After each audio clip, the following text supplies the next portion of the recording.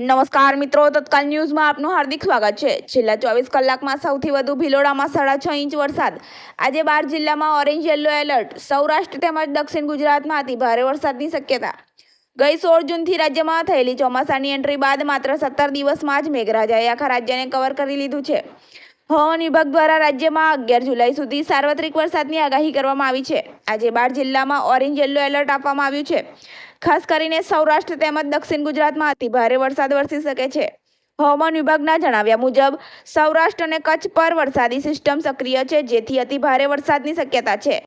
આજે એટલે કે 6 જુલાઈના રોજ રાજ્યમાં અમરેલી, ભાવનગર, નવસારી, વલસાડ, દમણ અને દાદરાનગર હવેલીમાં ઓરેન્જ એલર્ટ આપવામાં આવ્યું છે, જ્યારે રાજકોટ, બોટાદ, ગીર સોમનાથ, આણંદ, ભરૂચ, સુરત, તાપી અને ડાંગમાં યલો એલર્ટ આપવામાં આવ્યું છે।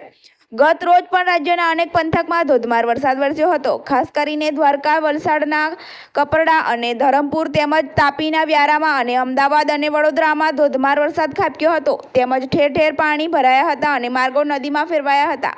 આવા તત્કાલ ન્યૂઝને જોવા અને સાંભળવા અમારી ન્યૂઝ ચેનલને લાઇક, સબસ્ક્રાઇબ, શેર કરો। ધન્યવાદ।